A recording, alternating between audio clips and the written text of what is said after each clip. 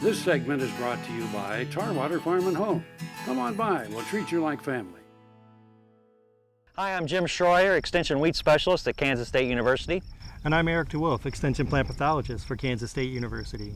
And today we've been touring Clay County, Cloud County, Washington, Republic, and we've looked at a lot of wheat fields today. And one thing that we saw this morning, one of the best fields I think we've seen in a couple, 3 weeks now, and one of the best ones we've seen in North Central today, was down in Clay County at the County Extension Wheat Variety Demonstration Plot. And that, when we pulled up there, I thought, oh my goodness, where are we? This wheat looks actually pretty good. We're looking at maybe 50 bushel wheat, 40 to 50 bushel wheat. And the funny thing is that it's wheat after wheat, and it has had 10 inches of rain on it since Mother's Day. And it looked good, and we were standing in water this morning. I never would have dreamed any place in Kansas we would have been standing in water this today. year. So. But one thing with the yield potential and that rain, that 10 inches of rain since Mother's Day, that's about a month now. We both saw it. So what did we see there? Well, there were some leaf diseases that were coming on in that particular location. It was a wheat-on-wheat type of production field. So No-till. No-till, wheat-on-wheat type of production field, so second year in wheat, and they were having some problems with tan spot. So tan spotted is a disease that will often have, as the name describes, tan or brown lesions, where the fungus is coming off the residue, becomes established on the lower leaves, and then this time of year moves up to the upper leaves if the conditions are favorable. Now wait a minute. So how does that move up there? I know, but how does that move?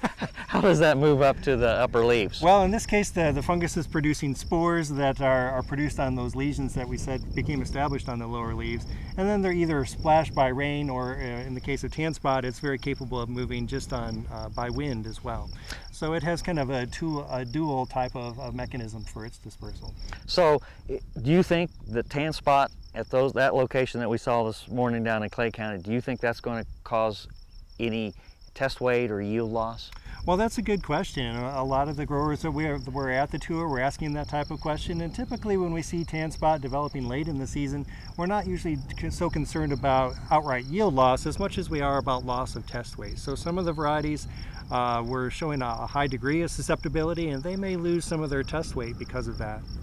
I think there's some potential there on some of those varieties that are very susceptible ones that the leaves were gone basically, and I think we may lose a little bit of a bushel or two there, plus a few pounds on test weight as well. Yeah, I think you're right. A lot of it has to do with how long the disease has been there. So obviously, if it's up on the flag leaf, upper leaves, it's been there for a while. This isn't the first time that the disease has been a problem for these plants.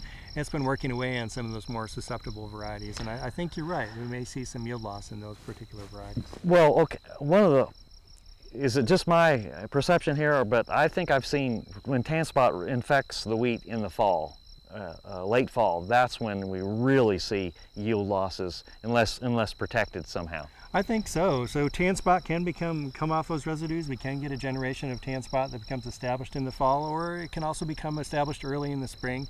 And whether it's in the fall or spring, it's kind of that early establishment. The earlier the disease gets started, the more generations it will have there, and the more potential damage it can do to the leaves. Okay, so I've got a variety that's fairly susceptible, and I've planted no-till, wheat on wheat. What can I do to, other than now that I've already made the decision to plant this variety and it's up and growing, and here we are in the springtime of the year, what can I do to protect it? We could use foliar fungicides to protect those varieties that we know have tan spot susceptibility, particularly if we're planting them back into a high residue type of situation. We could use early fungicides that would be trying to protect the plants from that early generation of spores that we said would be coming off the residue, usually around the March or April time frame. And then we want to come back later to protect that flag leaf if we still see disease continuing to develop there. So you're saying, are you a proponent of this top dress, time you top dress and putting on a fungicide at that time? Well, I'm not a strong proponent of that. I mentioned that as one particular strategy, but I think in many cases that second application, the flag leaf or boot time, heading application does the heavy lifting with that particular dual application, and you're going to get 90-95% of the benefit out of that second application as you would out of the dual application. Right, I agree. So what do you think as far as trick question here, any particular fungicides better than the other? Well, there are a lot of products that are available to you. There's a lot of tools that are in the toolbox. We usually don't talk about one being better than the other. It's probably the decision to apply the fungicide that's the most important thing. So taking time to know what your variety susceptibility is, scouting your variety to know what the disease is, and then taking the action to apply if you see the disease pressure developing. It's probably the most important decision you'll make. Okay, thank you.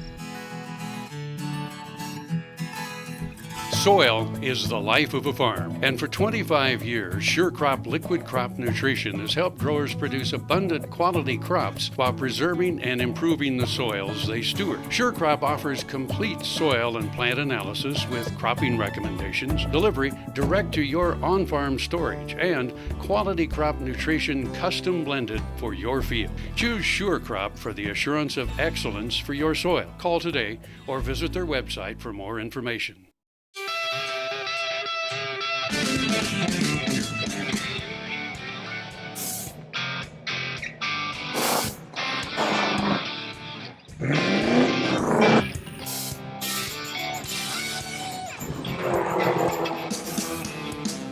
This is the fast track to more jobs and America's energy independence.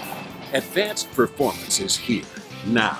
Biodiesel, America's advanced biofuel.